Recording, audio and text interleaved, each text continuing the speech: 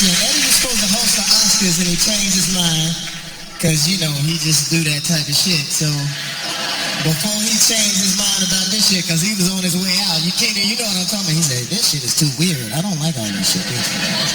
Ladies and gentlemen, before I bring him out, I need you on your feet right now. I need you standing on your feet. None of that 47.5% tax bracket acting shit in here. Let's act like we just got some money in our pockets and we're about to bring out a man who is a legend. He's the reason that Keenan and Chris Rock and Arsenio Hall, Samuel Jackson, you had your own shit. You're the reason for all of us doing this shit. Eddie!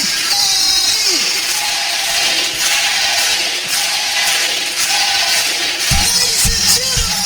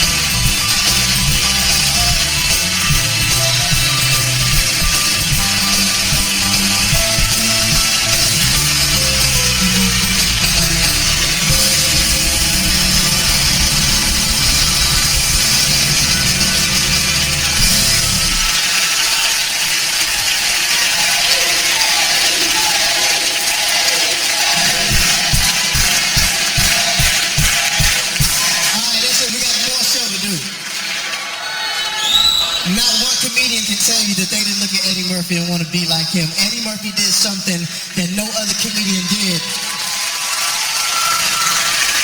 Eddie Murphy told jokes so good, he started looking sexy. It was crazy.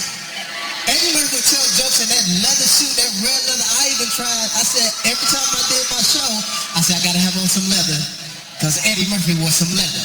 And I remember back at that time, if you could do an Eddie Murphy impersonation, ladies loved that. So you can imagine all through the 80s when I would meet a girl and they say, do Eddie Murphy as I'm making love to her.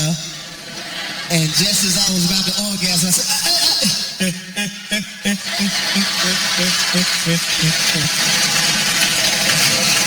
ladies and gentlemen, Eddie Murphy.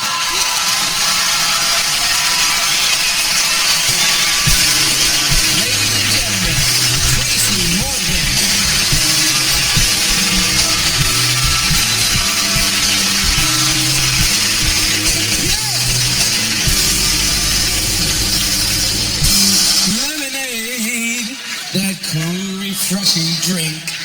I always wanted to say that. I'm here tonight to pay tribute to my comic hero, Eddie Murphy. Right there. He's the one that made me want to do comedy. You know, especially when he wore the red and white Pumas, you know. I've seen it. Eddie's the biggest and the brightest star Hollywood and comedy will ever know. A lot of us wouldn't be here without him. We all want to work with him, and we all wanted to be him. And you know that.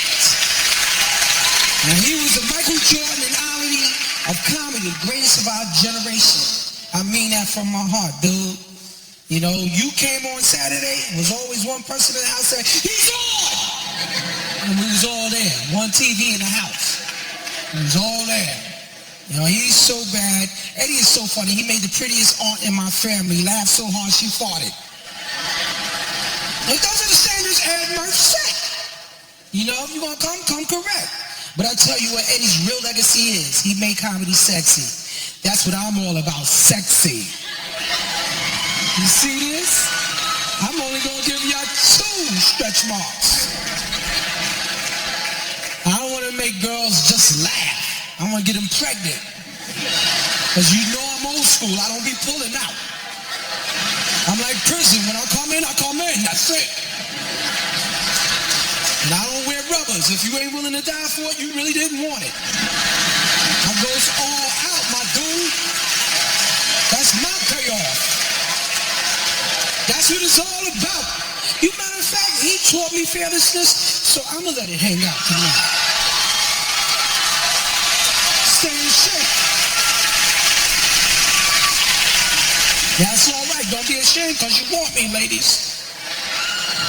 Before Eddie, young men like me, we had to choose between being sexy and being funny. But when Eddie came out with this fine-ass leather suit and Delirious, that's when I realized, hey, I can be sexy and funny at the same time. Now I don't have to choose anymore. Now some of y'all might think that this sexy leather suit in these day and ages looks crazy.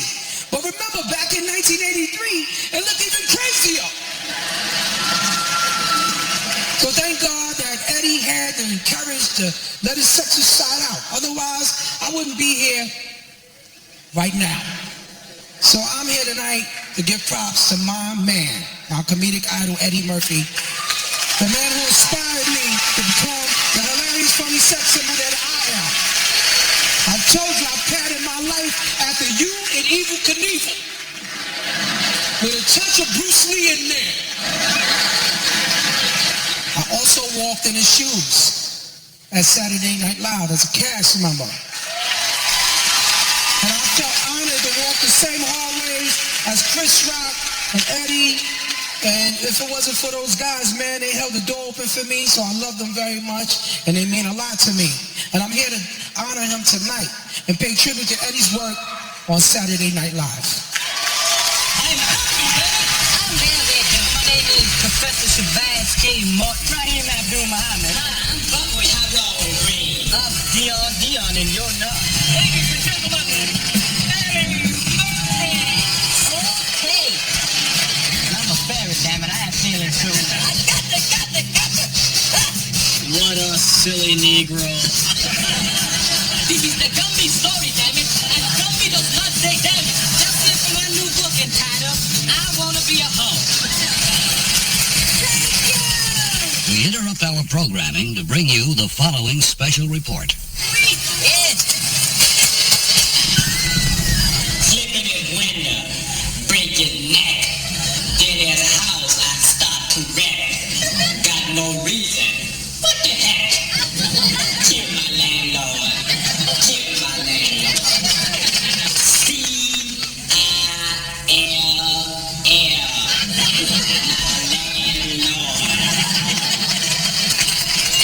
One hell of a day in my neighborhood. A hell of a day for a neighbor. Would you be mine? Could you be mine? I hope I get to move in your neighborhood someday. The problem is when I move in, y'all move away. Some smoke. You bring the stage, go Robinson broke. Will you be mine? Won't you be mine? Won't you be my neighbor? Hello, boys and girls. We're all alone again today. You know why? My wife walked out on me. Isn't that nice? I'm so glad the bitch is gone. A black man named George Washington Carver developed a new method of soil improvement through crop rotation. So I messed up. Shut up.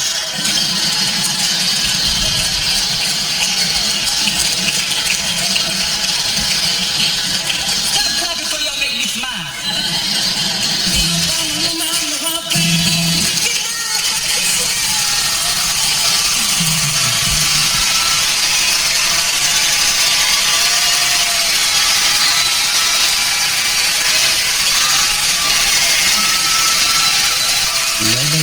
Nobody is like combined cool with funny like Eddie Murphy. Nobody. He is part of the cast that I grew up on. Definitely beyond an influence and an inspiration. You're really gonna ask me that question, like what's his greatest moment and everything like that? They're all freaking great. Mr. Robinson's Neighborhood, I remember my parents laughing incredibly hard when he said, this is how I answer the door in my neighborhood. Who is it? Like that, and we lost it. And I watched everything, the Velvet June. You could be a high-paying hoe. I remember specifically when he did the thing about the peanut and he screwed up and he went, so I screwed up, shut up! And it just made you love him because you were just like, no, I'm the shit. I have an 8x10 somewhere, I think at my folks' place, that is supposedly signed by him, and it just said, Jason, be free, Eddie Murphy. I already was free, but it certainly drove the point home. I walk past his picture every day, and I see it. He got a fro, and you see the gap. It also looks like he's having a lot of fun. Hold on a second here. It's my cell phone.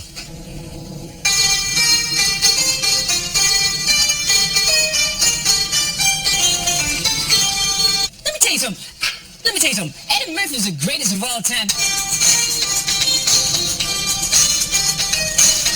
Sex or chat? He's funnier than us. He's cooler than any of us. He's got more money than any of us. Eddie Murphy, One Night Only is brought to you by the all-new Dodge Dart. New rules. Quiznos. Toasty. Pep Boys. Pep Boys does everything for less. Visit pepboys.com. And Crown Royal Black. Boldest bourbon, oldest crown. Please drink responsibly. Please welcome Charlie Murphy.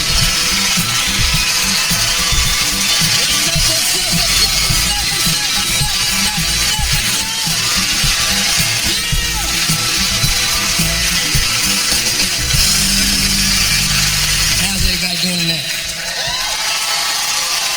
Oh man, bro, I am glad to be here, man. I am so glad to be here. I want to say for myself and for my mom who's in the back, and I know she's having a great time. Thank all y'all for coming tonight, man. Thank you. This is a tremendous honor, you know.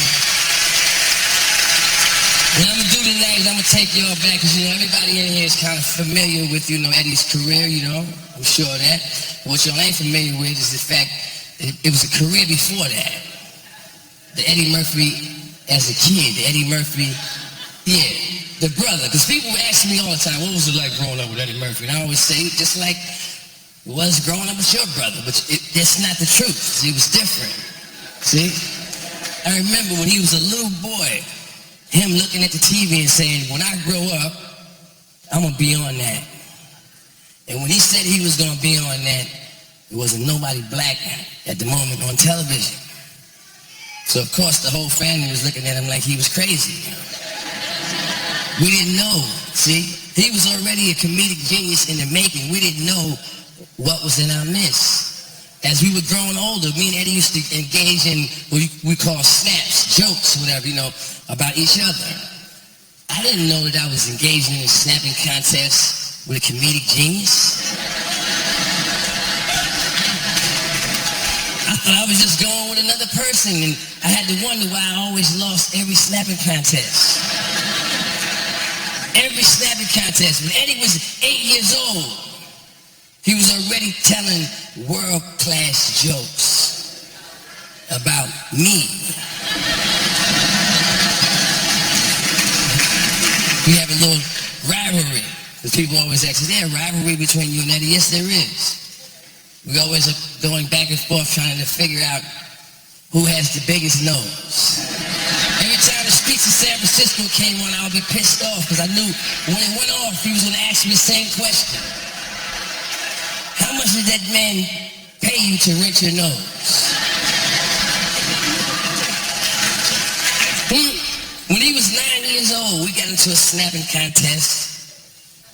And I'll never forget, he told me, my nose looks like an upside down Black Power symbol.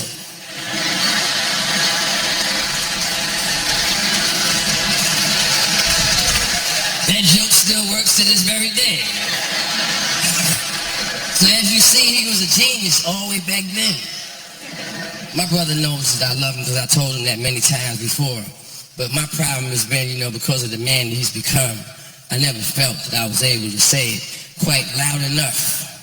So I want all of y'all to help me right now. I want all y'all to stand up.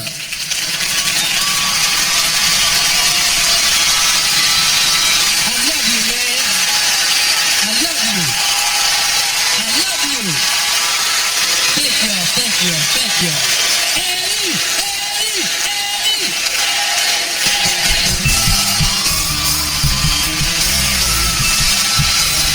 Ladies and gentlemen, Adam Sandler.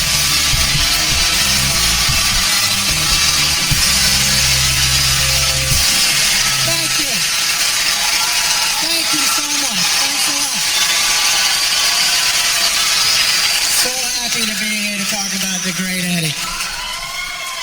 Sorry about the way I'm dressed. I really am. I was going to wear a suit, but Tracy took it. So, that bastard. Okay, I'm going to read it from here, all right? I wrote this. Okay, here we go. I'm a little shaky. I'm nervous, Eddie. I love you. Now, here we go. Hi, I'm Adam Sandler. I'm here to talk about one of the most legendary stand-up specials of all time, Eddie Murphy's Delirious. Yeah, baby.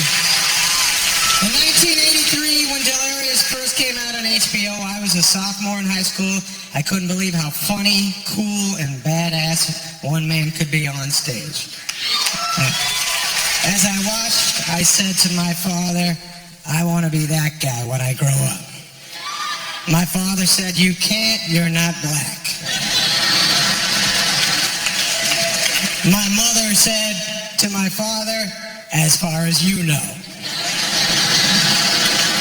Then she winked at me. The jokes and the funny stories from Delirious took the world by storm. The next day, you could not walk down the halls of my high school without hearing Goonie Goo Goo, Lemonade, now that's a fire. Everybody on the planet wanted to be Eddie. And now, 30 years later, everybody still wants to be Eddie. He's funnier than us. He's cooler than any of us. He's got more money than any of us. And he's got a bigger, well, Arsenio has a bigger dick than any of us. But he's still got to walk around with those E.T. fingers. You heard me, Arsenio. I'm sorry, Arsenio. At least I told everybody you got a big dick. Rock told me, by the way, Arsenio. All right. Well, back to me wanting to be Eddie. The truth is, I wanted to be Eddie Murphy so bad that I tried to do everything he did in his career. I started doing stand-up at the world-famous comic strip in New York City like he did. I got on Saturday Night Live like he did. I got the same manager like he did. And then when I became a big star, I fired the same manager like he did. And, I love you, Richie, and so does Eddie. But that manager actually said to me the same thing he said to Eddie, but he changed the racial slur to an anti-Semitic slur. So now look at Eddie. All right. Delirious changed comedy forever. And with it, Eddie, most importantly, broke down a giant wall and taught so many comedians in this room tonight. But I watched it this week. It's insane how great it is. And just sit back and enjoy this. This is the best. All right, right on. Way to go, Eddie. Thanks for everything, man. Eddie did it just away. He broke a lot of rules. That was rock star comedy. Never seen nothing like it since the day. Lord, my friend, how would you like to me up the ass? I know you want to me, Norton. And you know that I know that you know that I know that you want to Now I'm going to bend over. And when I do, start.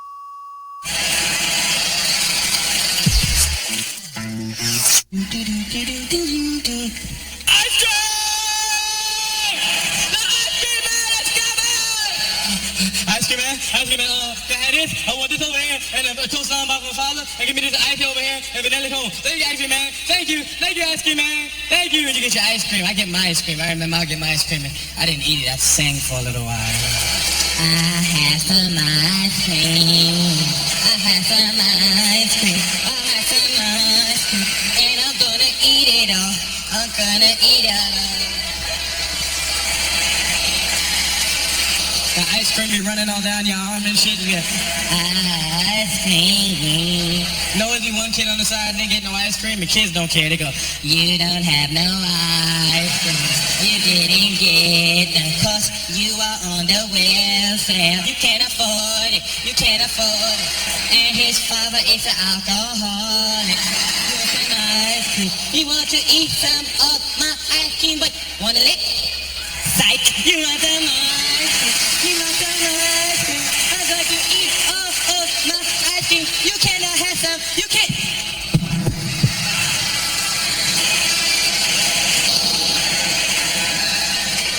You dropped your ice cream. And my pops be up every 4th of July, man, every cookout. Black men like to claim the house when they're drunk. Men, period, I think, man, like to just claim their house. They want you to know if you drunk and if they drunk and you in their house, that is their house. My father stand up in the middle of the cookout and say, "It's my house." You know what it is? And if you don't like it, you get the out. I don't give a I pay the mother bills in this mother. And hey, kiss my ass if you don't like it. Yes. Then he attacked the whole family, right? He said, Gus, ask the question. Come here. What's the question, Gus? What the is wrong with your wife? Why can't she walk the flat steps? You come over every mother year, Gus, and you burn down my mother backyard, and your wife rips down the steps. Why? I work hard to get my place beautiful. Look at the mother steps that up, Gus. Why can't she walk the steps? You know why your wife can't walk the steps? Because she's a fat, hairy bitch. That's why. But you know what it is, Gus? I figured out about your wife. And I'm going to say it, and my wife, I'll give what my wife so she can shut the up. I'm going to tell you something. I figured out about your wife. I know where you met your wife. You told me you met your wife 15 years ago on a camping trip and that your wife was Puerto Rican? Your wife ain't no mother Puerto Rican. I thought she was when I first met her, Gus. Because I walk up, I said, "Hello, it's good to meet you. My name is Vernon." And she said, "Hello, I'm Bunny. Goonie Google." What the does Goonie Google mean, Gus? I don't know what the that shit is to this day. I thought I learned some new Spanish shit. I went up to my friend and said, "Hey, Sanchez, Goonie Google." And Sanchez said, "Get the out of here." So I've been walking around for years confused. And I finally figured out about your wife, where you met your wife. You didn't meet your mother wife on no camping trip. Your wife's a Bigfoot, isn't she, Gus? Your wife is a Bigfoot, isn't she? That's why the bitch mustache is so mother thick. But you shaved the bitch down and taught her to speak. I know a mother Bigfoot when I see one. Don't bring a Bigfoot in my home, Gus, with my children. The bitch can't talk, she can't walk a flight of steps. She's not trained well, Gus. She cannot walk steps. I bet she climbed the out of tree though, don't she, Gus?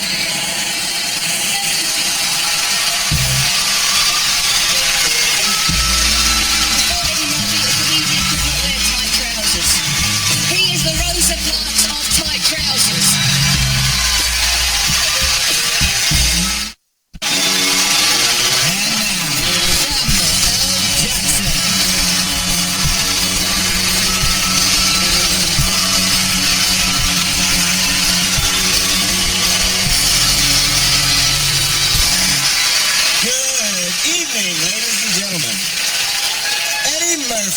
Is a man who changed the course of American film history. And I don't exaggerate when I say that. He did it in 1987 when he gave me, Sam Jackson, my first speaking role in a major film, and thereby launched my career. If it weren't for Eddie, we might not have all the wonderful films that I've made. It all started right here in a groundbreaking dramatic role.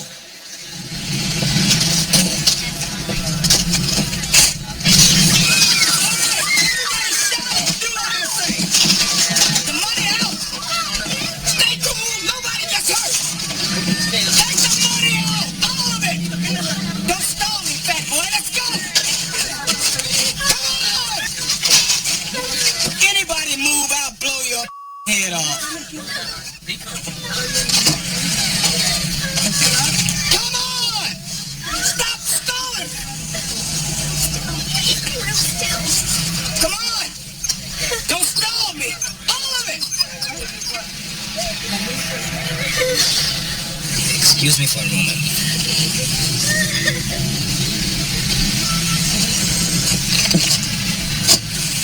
It would be wise for you to put the weapon down. Who the is this asshole? I've warned you. I'll be forced to thrash you. You.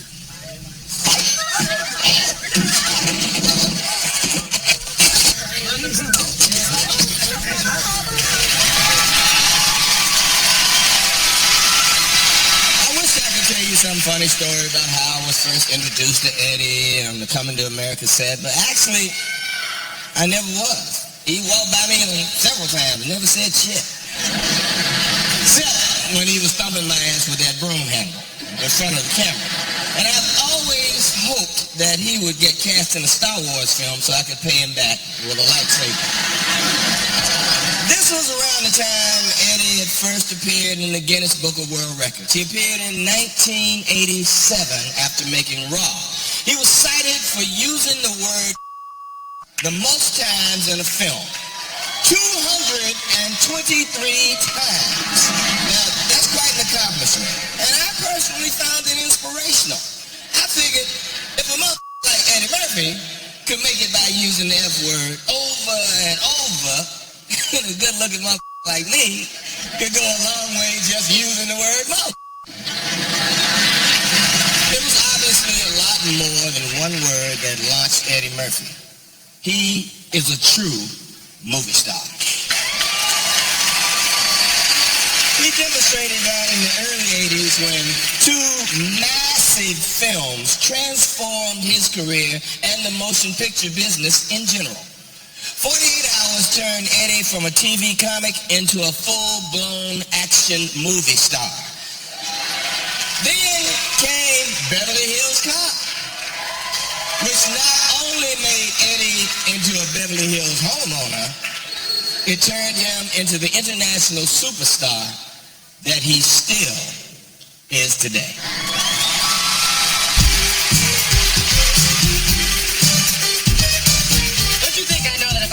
Shot from out of town that pulled inside here, I'd be the first one to get a room and I'd be upstairs relaxing right now. I was in town to do an exclusive interview with Michael Jackson. I was going to call the article, Michael Jackson is sitting on top of the world, but now I think I might as well just call it, Michael Jackson can sit on top of the world just as long as he doesn't sit in the Beverly Palm Hotel, because there's no niggas allowed in there.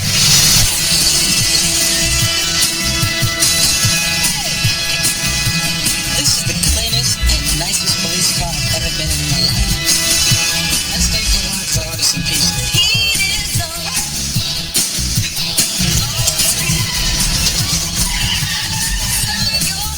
You put this in a good spot. All the shit left in my pocket.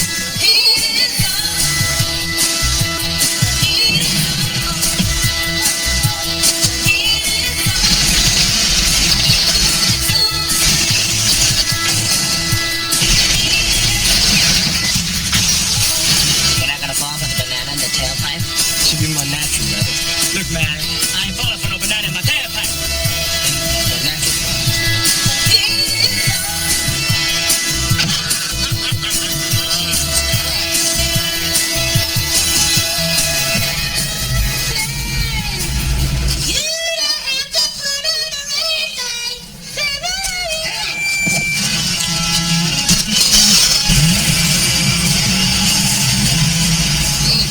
Sweet brothers and me friends.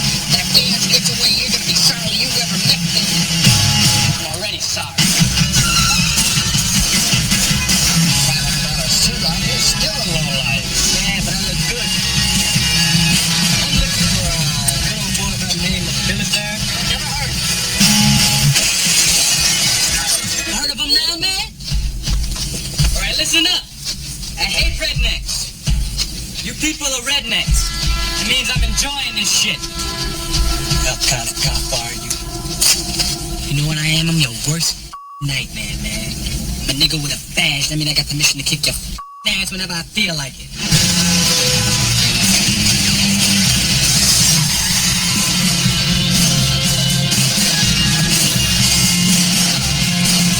Traveling Luther, I'm sorry about the door, man. Did that hurt? It looked real painful when you slammed into it.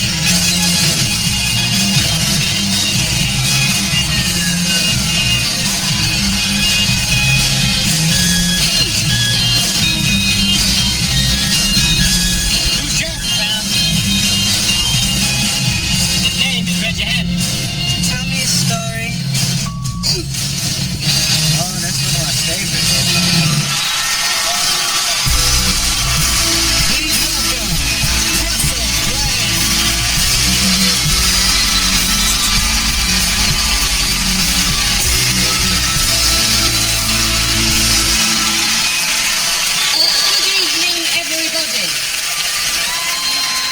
Yes, good evening, thank you. I've come here from England to honour the great Eddie Murphy.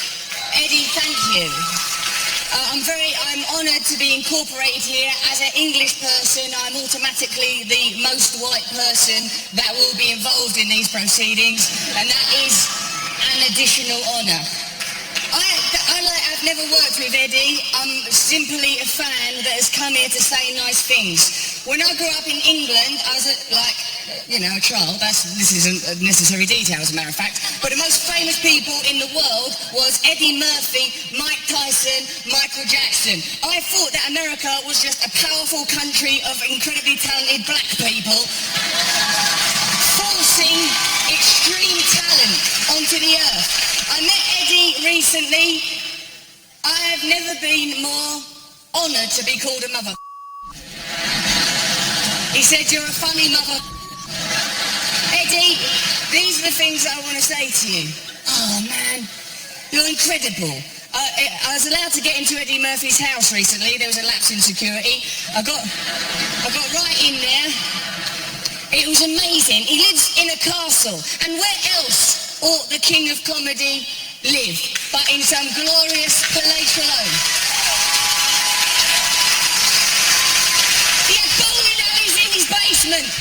He's come from nothing to bowling alleys in his basement.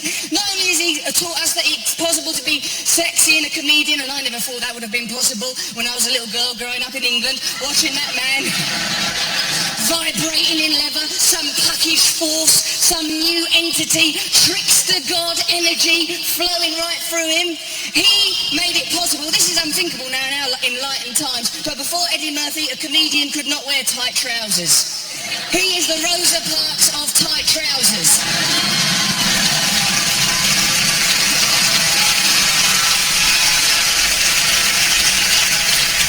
I'm very, very honoured to be a part of this. I would forgive you anything, even as an Englishman. Have all the Spice Girls for all I care. There's not enough Spice Girls in the world. We're in the company of a great man tonight. Let's celebrate him, let's honour him, let's look forward to more Eddie Murphy movies, and let's enjoy him and beam love right at him. Let's have a look at Trading Places.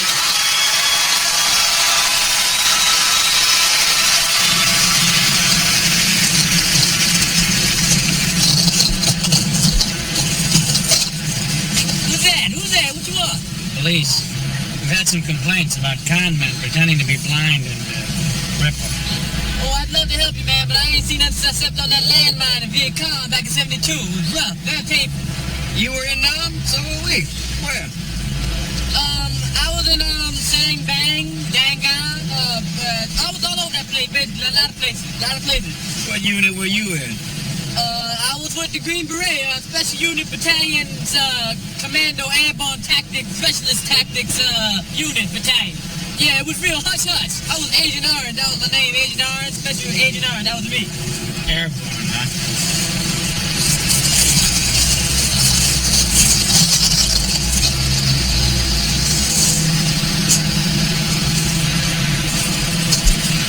I can see! I have legs!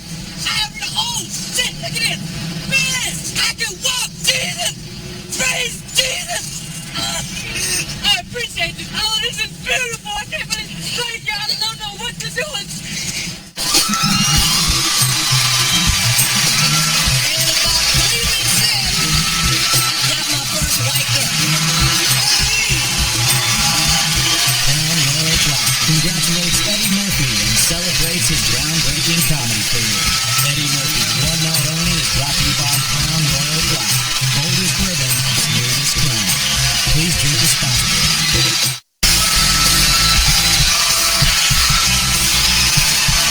Ladies and gentlemen, Chris Rock.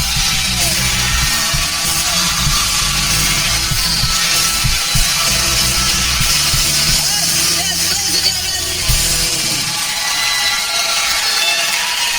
We all gathered here tonight to honor the great Eddie Murphy. I'm one of the many comedians out here. Me, Martin Lawrence, Chris Tucker, Dave Chappelle, who has been called the next Eddie Murphy. St. Mark on the set, a lot of cool people in. I said, Judge Reinhold in the house. That's right. That's the Beverly Hills cop table. The Pluto Nash table's way up there. Them niggas didn't even get in tonight. No. I have known Eddie Murphy for a while. I met Eddie years ago. This is a true story. I met Eddie at the comic strip. He saw me perform, and this is before Eddie was met. This is like, I met the real Eddie Murphy. I didn't meet Dr. Doolittle, okay? I met Eddie Murphy in a leather suit, like a green lizard leather suit with boots on. People think he used to just wear that doing stand-up. This nigga used to walk around with that shit in Kmart, okay? For real. He looked like a superhero, okay? And so I met Eddie Murphy, and Eddie was rolling large back then. So it's like, oh, just come hang out with us. We're going to LA. And I went to LA. I got my first plane, okay? First time I got on a plane. First time I stayed at a hotel. First time I had shrimp. Okay? I'm not making any of this up. So I'm out there in LA. I'm staying at the Batage and Menage, one of those hotels, right? And about 3 weeks in, I got my first white girl. And the true story. So it's like, her name was Candy, right? And I'm like, yeah, man, I'm Candy. And Ray and Fruity like, Candy? And then out of nowhere, Fruity gives me a cookie jar of penicillin.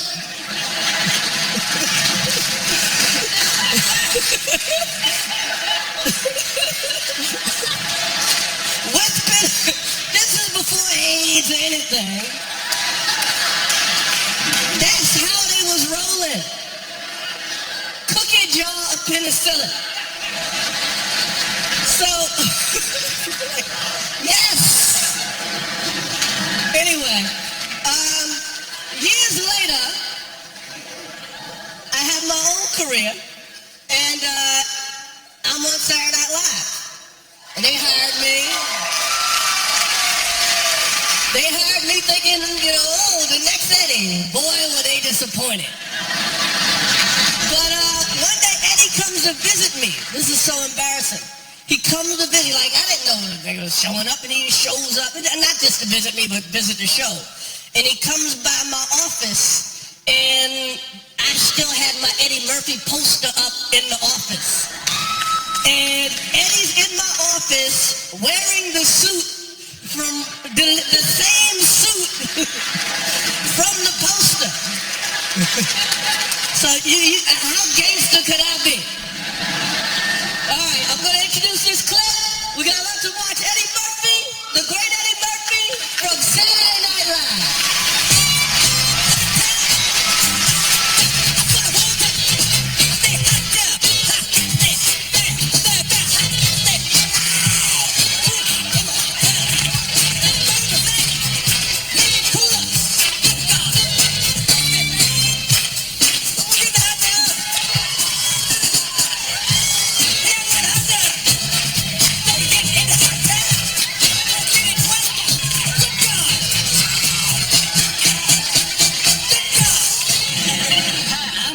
Remember me?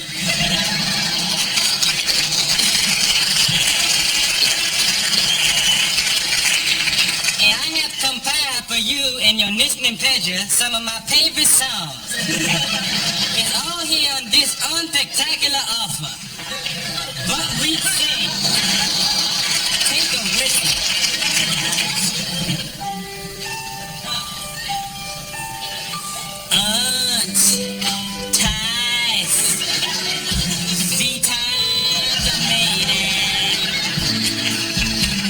Yes, they're all here.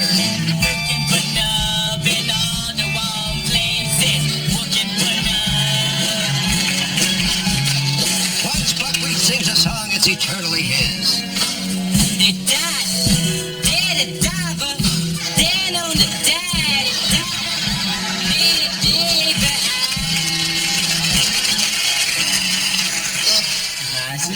You don't even know the words. Listen to me, listen. My Shetty more distant as a Milky Way.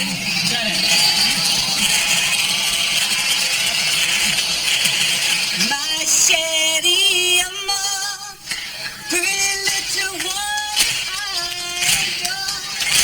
You're the only girl my heart beats for. How pretty you were, my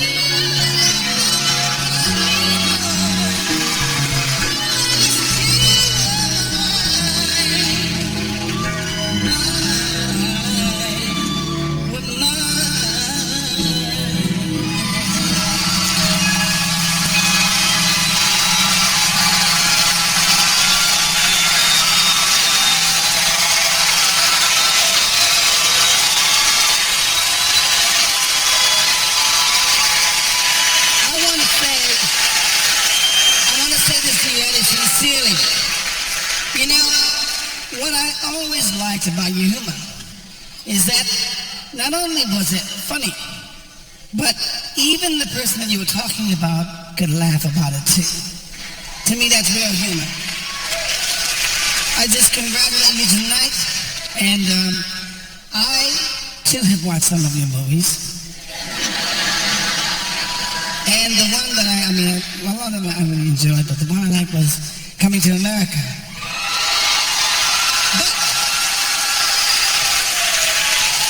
But it was close to me because there was a song that you did that I liked as well as a little boy. And not too much more younger than you. And this here, I'm still learning how to play this instrument, it's a arpeggio. And this is a song I like when you did this, okay? So get it right. Someone cares. Someone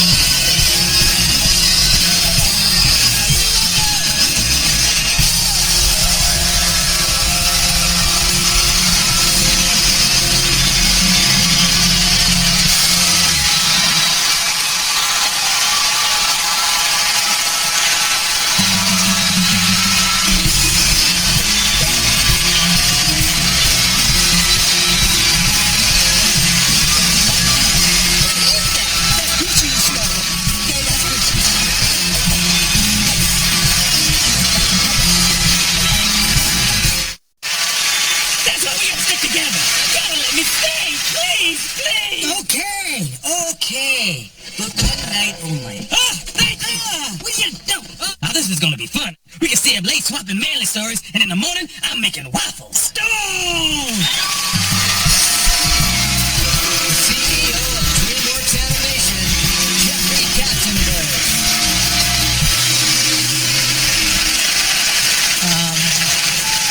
So everybody realized that Eddie Murphy and Stevie Wonder were just up here jamming like crazy. Wow.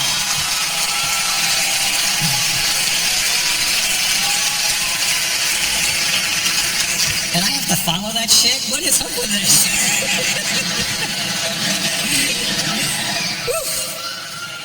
I actually feel very, very privileged to be a very tiny part of Eddie's early career. He and I met together. I was a young executive at Paramount and was lucky enough to have my star hitched to his star as he went on to make 48 Hours, Trading Places, Beverly Hills Cop.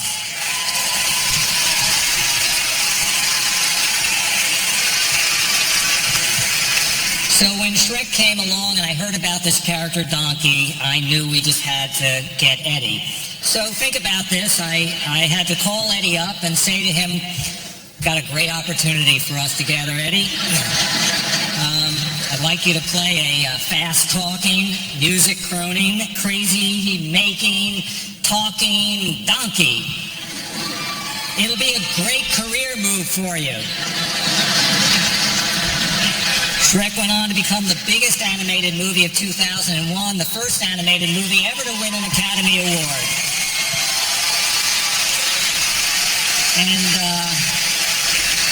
as for Donkey, he joined the incredible pantheon of absolutely unforgettable Eddie Murphy characters. Let's take a look at Eddie Murphy, Donkey, and Shrek.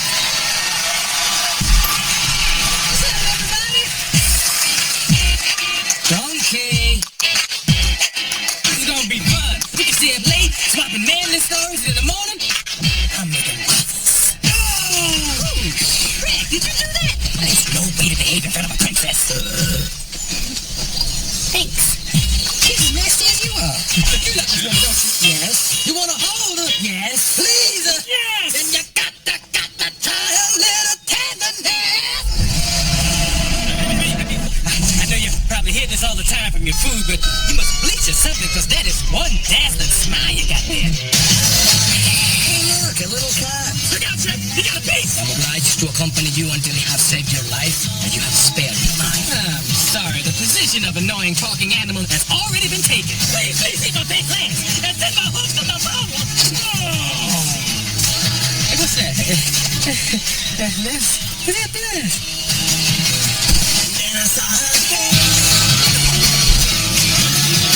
Don't look down. Don't look down. Shrek, I'm looking down. You know, before this is over, I'm gonna need a whole lot of serious therapy. Look at my eye twitching. Oh, no, no, God, no.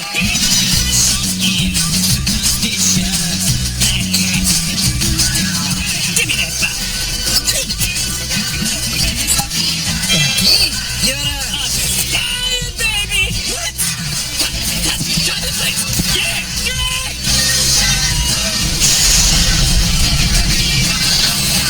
I'm a snowtail man!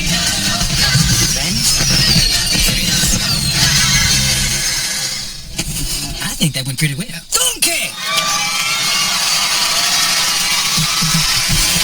Ladies and gentlemen, Keenan Ivory Wayans.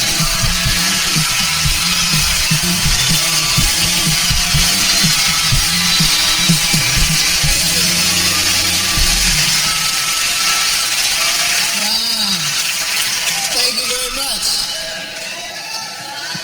You know, when they asked me to do this tonight, it was a little weird. Like I didn't know, like what would I talk about, you know?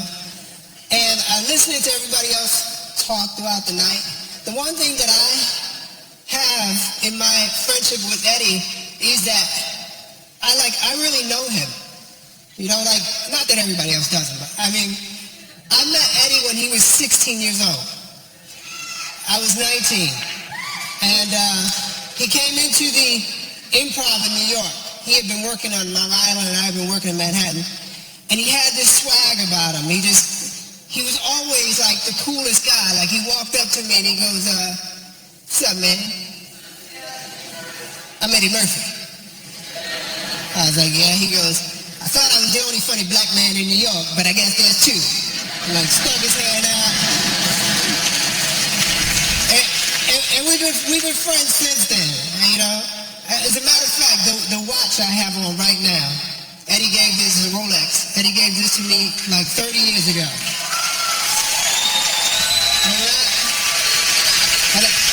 I held on to it. In case I didn't make it, I always figured I could sell this shit and get some money for it, so. Okay, here's what's funny about Eddie. Like, you see it on screen. You see this, like, cool guy. He really is that. Like, that's not fake. Like, here in Hollywood, we go out to clubs, and it's different now. But back in the day, they wouldn't let brothers in clubs. No, they had like a 2-brother minimum, and that was it. And I remember we went to this club in Hollywood, and it was about 10 of us. And the bouncer was like, sorry, I mean, I know you're Eddie Murphy, but I can't let all of you in. I'll tell you what, I'll let 4 of you in. Eddie said, okay. He said, 1, 2, 3, 4. He said, y'all go in, tell every fine girl in there I'm having a party at my house. And he left. And 10 minutes later, the whole club left.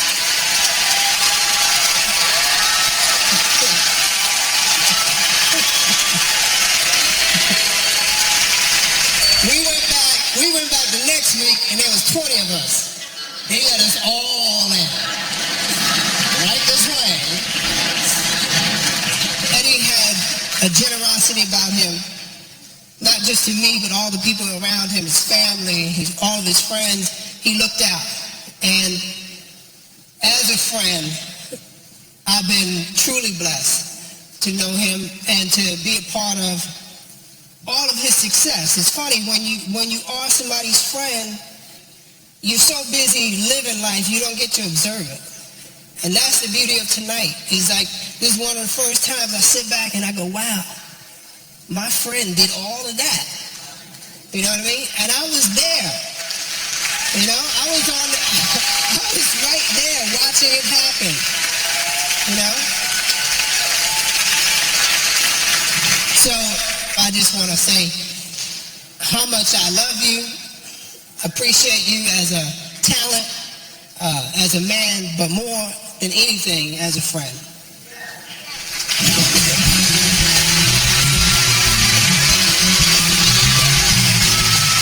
And Sammy, put on your attention. You know, come over and dance for the people, because that's what they want. Are we going to take? To shoot that all the way in the front, man. Sugar, she was trying to kill me. She wasn't trying to kill you. She's just trying to scare you. That's bullshit. The bitch pulled a razor out and was gonna cut me with it. I usually kill somebody over some shit like that. I don't even want to talk about it no more. Give up your ass. You, man.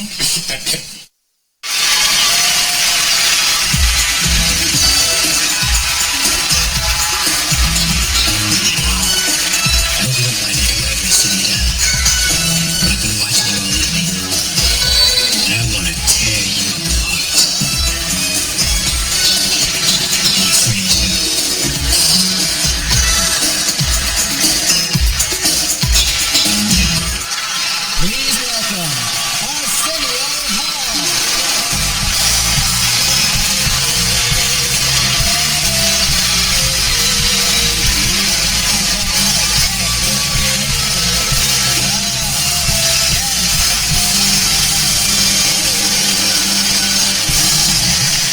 Yes, I know you. You're the man. So much great material, right? Wow, what can I say that hasn't been said already? Probably nothing, so I'd like to talk about my penis for the next 5 minutes. Yo, man, doesn't this feel good? We're having a great time. You loving this? Yes, yes. You and I have watched shows like this. You showed me a special with Sammy Davis Jr. being paid. Yeah, wasn't that have you all seen that? Sammy Davis Jr. They paid tribute to him, and the coolest part of it was Gregory Hines was dancing, and then he went over to Sammy, and it was the greatest moment in television. He handed Sammy tap shoes, and Sammy put on the tap shoes. And you gonna come over, we gonna and dance for the people because right now that's what they want. Are we gonna tap? Well, I don't quite want tap. Oh, okay. But I know they would love for you to grab a mic and do what you do and come and do stand-up like spontaneously. Just do an hour of stand-up. Come up here. That'll be fun. This show.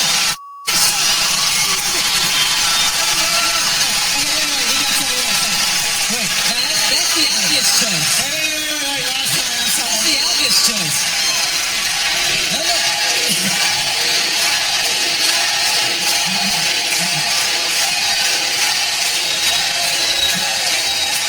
That's the obvious choice. he says that's the obvious choice. Yes, sir. But this is my night, Yes. and I would much rather that we tap dance. Let me go read the prompter. I'm gonna go read. Hey, man, I remember the day you called me and told me your idea for coming to America. And I can't, yes, he told me on the phone. And he said, but there's something missing. There's still something missing. And the next day you showed me a yellow pad, and on it you had started to write different things about characters. You said, yo, man, when I come to America, I should be all the different people I meet, because they wanted me to do characters since I left SNL. And that's how that whole thing was developed. And I wasn't for it. I was like, yo, man, you know, what's really important about your career is when you work, a lot of black actors who wouldn't work get to work. And if you do all the characters, they're not going to get jobs, right? So, I mean, I have to be devil's advocate. And like usual, he wasn't paying attention to anything I was saying. And he said, and you can play a bunch of characters too. And I was like, them niggas, let them get their own jobs. You can't save the whole time, you know? Let's do this and be everyone in America. Yes, indeed. The truth is, no one plays multiple characters better than Eddie Murphy. Correct? Yes. When you sit down and watch an Eddie Murphy movie for the first time, like Coming to America or Bowfinger or Nutty Professor, you find yourself saying, wait a minute, he's all them he's all of them? And somebody who is a fan turns to you and says, hell yeah, he's all of them. All of those people. You're about to see an amazing montage of 19 different characters, all played by the amazing Eddie Murphy. Don't know what to think about them niggas. What about Rocky Marciano? There they go. Every time I start talking about boxing, a white man got to pull Rocky Marciano out there. Get your losses, ass. You and you. Who, man? Well, Miss Purdy, you and Sherman have me lately. No, Grandma. It's not like that. Me and Grandfather was out late, next thing you know, he's on top of me in the shed, pumping and sweating.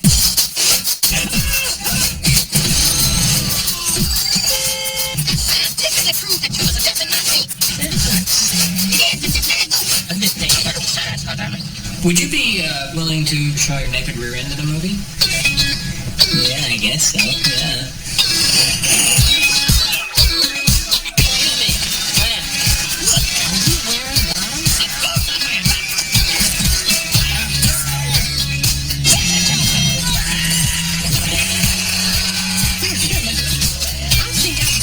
Something on TV about colon cleansing. They say everyone should have one. You want your colon clean? Man, I'm gonna clean mine. Yeah, my colon is clean. I'm going to quick and clean.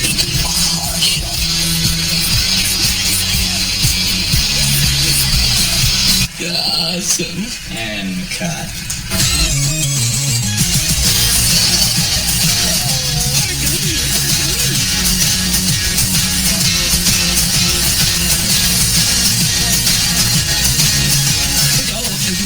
Gusto na yan?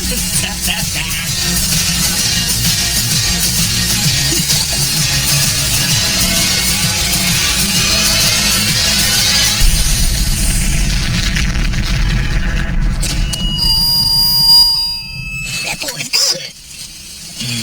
Good and terrible. The LeBron James of comedy. You're the shit with extra butter, my man. God bless.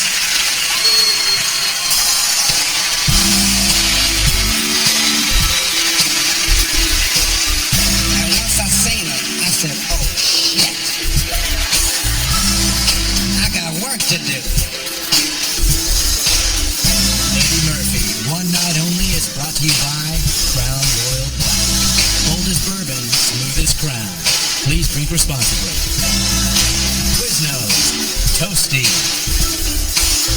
and the all-new Dodge Dart. Dodge, new rules.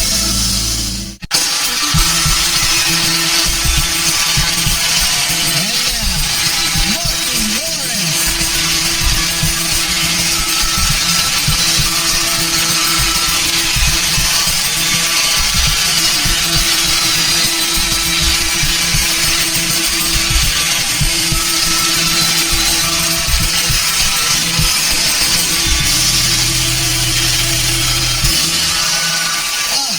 How you doing? Hello, how are y'all? How are you doing? Wow. I remember the first time I ever seen Eddie in concert. He was at the Richmond Coliseum, and I was living in Maryland. I was a young comic. I thought I was hot. I just knew I was doing my thing. And I drove 2 hours by myself to see Eddie Murphy perform at Richmond Coliseum. And once I seen him, I said, oh, shit. I got work to do. So I drove all the way back by myself just in days, just doing this shit. I said, I can't believe it. I said, this has got to be the baddest man I ever seen. Then I got an opportunity to meet him. I said, I got a chance to meet my hero, the man. I seen him in a club, and I walked up to him. And I said, hey, Eddie Murphy, I'm a big fan. I just want to say hello. I was wondering if I could take a picture with you. And in true Eddie fashion, he said no. Do you remember that? You don't remember. So I took a picture with Robert Townsend.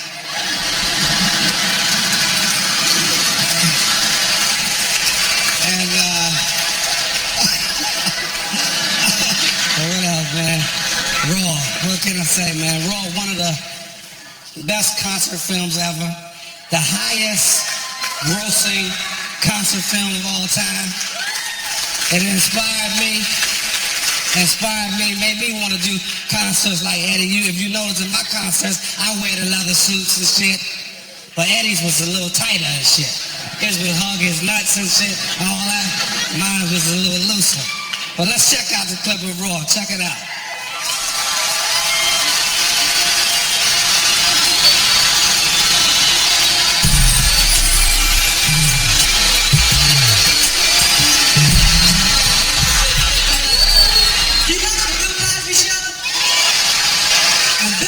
Chastise you, you forget you grown. You feel like one of the Cosby kids and shit. I would like to talk to you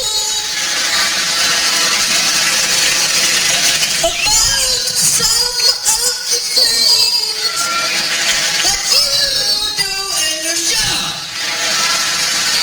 I was so mad, I called Richard Pryor's house up and said, yo, Richard, Bill Cosby just called me up and told me I was too dirty. Well, tell Bill I said have a Coke and a smile and shut the You have to be careful. They say having casual sex nowadays is like playing Russian roulette. And I know I've thrown my dick on the crap table many a night. It's right. You be gambling every time you do it. You gambling with your dick. Say, come on, I need one more to mine. I need a perfect person. Come on, I'll give it to me. I need somebody perfect for me. Come on, give it to me now. Oh, shit. Thank God you, bitch. No, give my dick back. No. No, give my dick back. Don't keep going. I got one more roll in it. Come on, here. I want the perfect woman now. Come on now. I want somebody with a mind. Intelligence, a nice ass, and a body. Oh, skinny cockeyed bitch. Oh, give my dick back. Give my dick back. Come on now. No, keep going. I'm gonna keep going. I know I just got the last one. Come on now. This is the last one. This is one. Come on, Miss Wright. Miss Wright, hey, blow on this one up, please. This is my last roll. Come on now. There we go. Come on, give it to me now. Oh, shit, herpes. I crapped out. I think it's yours.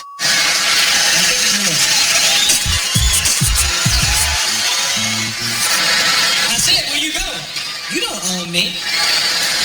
You my woman, ain't you? I don't see no rings on these fingers. Oh, you gonna put a ring on this finger?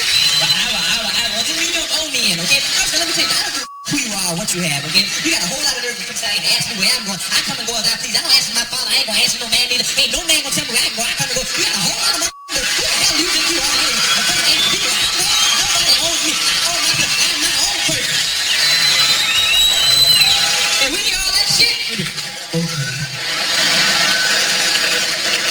Where you gonna be? I'ma be where I'm at. You don't own me. You don't.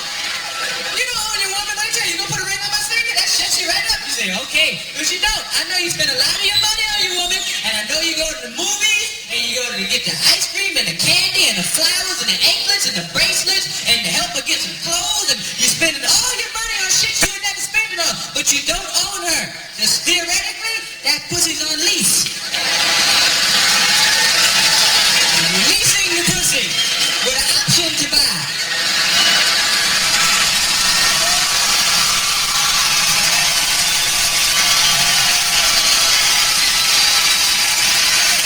Eddie Murphy, man.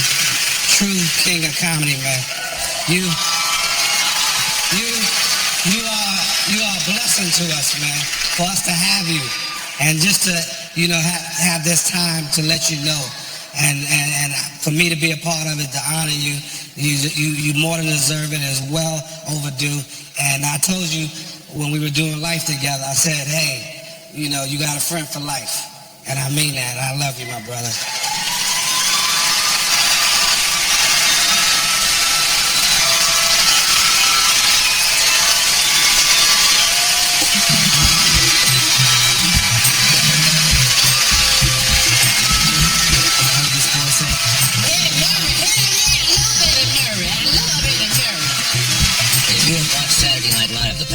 You already know my next guest. He's emerged as one of the brightest lights of the cast on that show, and this is his first time on the Tonight program. Would you welcome Eddie Murphy? Eddie?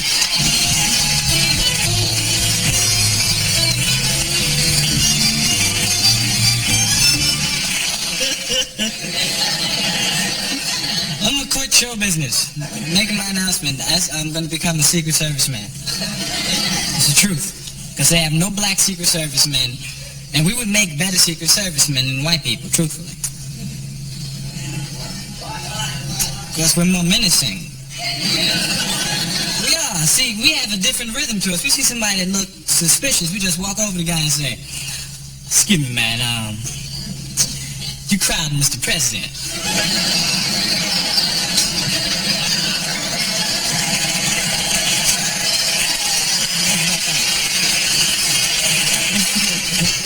Then I'm gonna run for president, because we haven't had any black presidents lately either, have we? Somebody black should run. It'd be different. There's nothing to lose. It'd be fun, man. It can't get no worse than it's been the past 100 years. I figured, why not take the risk? Everybody's afraid to run, though, because they know that even though it's 1982, it's still a risky business to be the first black president. You have to give speeches like this. My fellow Americans, the president up here, we the people must get together and join hands. You want these people over here?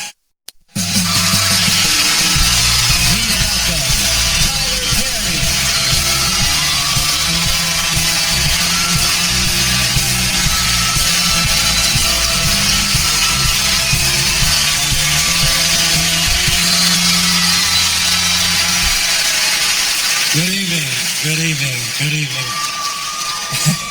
Mr. Eddie Murphy. I don't have a teleprompter. I just wanted to come out here and speak from my heart. When I was asked to do this, two things came to my mind. One was I heard this voice saying, "Man, Murray, hell yeah, I love Eddie Murray.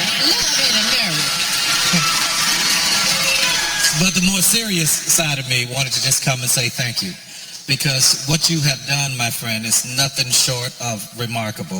And a lot of times you can be inside of your life and you miss the incredibleness of it all. You have blazed a trail for a generation, for all of us to look up to aspire to hope to. I look at, man, when I saw you do all of those different characters, I didn't even know that was possible. And I tried my best, but I'll never be as good as you are at what you do. You are brilliant, my friend. Brilliant. It is, as I look at your mother and your family, it is my prayer and my hope for you that all the laughter and the joy that you brought to everybody in the world, that it comes back to you and your family a millionfold. You 100% deserve it. You are one of the biggest stars in the world. You are a comedic genius. And listen, he's a virtuoso. So what happens is, if he wants to switch it up, he does. So you're watching him and all his comedy, you're enjoying yourself, but then he'll switch it up and he'll do something like play James Thunder Early in Dreamgirls. Let's go get this money now. You can take your way to the top. Try that part right there, baby. Yeah, I know you have.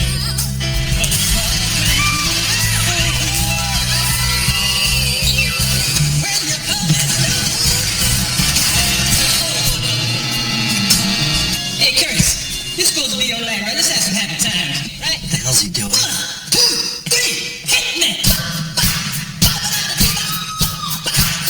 Yeah, baby, come on up. 1, 2, 3. Ladies, thank you so much. I'm at your feet, baby. Exactly what you like Jimmy to do for you, baby. I want you to lay off the woman that you work with. Who got time to go out and find them, Marty? I'm always working, baby.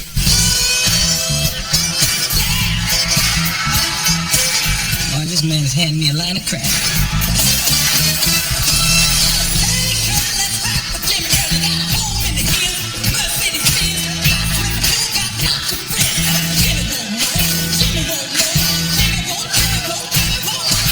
Who was the first one to wear shiny clothes? Little Richard.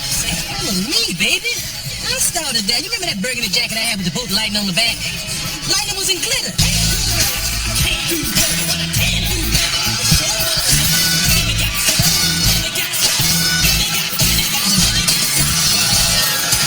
Check it out. Jimmy don't belong to no one.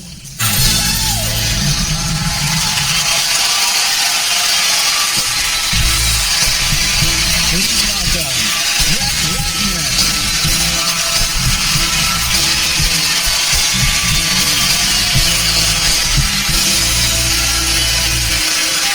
Good evening, ladies and gentlemen, and welcome to the 84th Annual Academy Awards. Oh, I'm sorry. My bad, Eddie. I'm sorry. My bad. I'm Brett Ratner, and I directed Eddie and Ben Stiller in Tower Heist. Thank you. Which was like a dream come true for me. Let me explain. When I was just a little Jewish kid growing up in Miami, I saw a movie called Delirious. I had never seen anyone as funny as Eddie before. He made me want to be a director just so one day I could work with him. And then I saw the movies, guys. I saw 48 Hours. I saw Beverly Hills Cop. But the one thing that inspired me more than any of the movies, more than the stand-up, more than anything else, was this. Hit it, Questlove.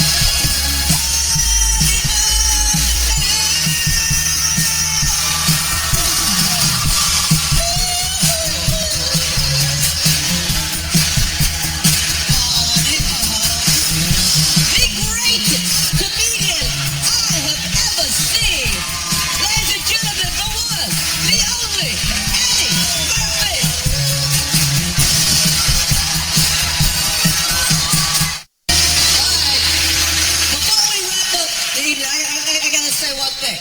We see Eddie Murphy in movies. We see him on, do stand-up. We see him on Saturday Night Live. But people don't realize Eddie is actually funny off stage. People don't realize that every time there's a fight, there's a party at Eddie's house, and all the baddest comedians in the world get together, and people always go to me, who's the funniest one? And I grudgingly go, Eddie's still funnier than everybody. And here's my favorite Eddie story. Eddie, me, way before I got famous, I think it's Keenan, Arsenio, and 20 black guys at the China Club.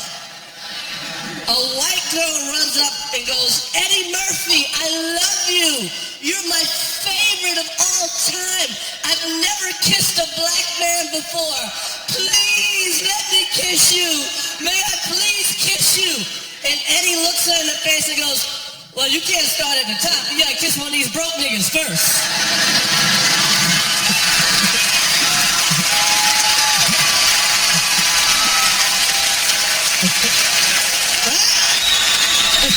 True story! True story! But y'all don't want to hear no more from me. The best that this man right now, people go, if it wasn't for Eddie Murphy, I would work at UPS.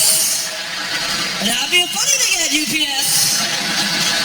But I work at UPS. But ladies and gentlemen, allow me the pleasure to bring to the stage the greatest comedian I have ever seen. Ladies and gentlemen, the one, the only, Eddie Murphy.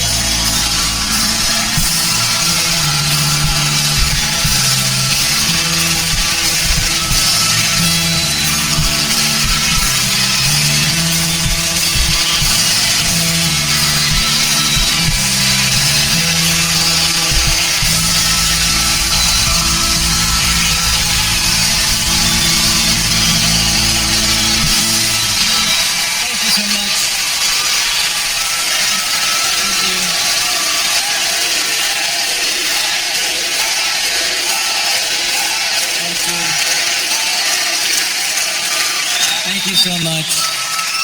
Thank you. I am a very, very bitter man. No, and to touch me is really a hard thing to do. I don't get touched easily, and I'm really touched by this everybody coming out and being so nice to me. And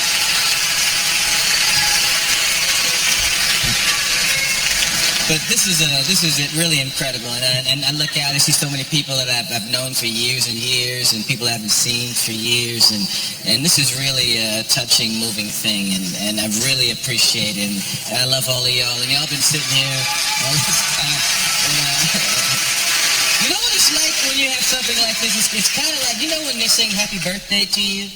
It's like that for like 2 hours, somebody singing Happy Birthday. I just keep hearing people say, Eddie is so wonderful, Eddie, and I am Eddied out. I'm Eddied out. So I know how y'all must feel, but thank you all for coming out and being patient, and I love y'all, and thank you. Appreciate it.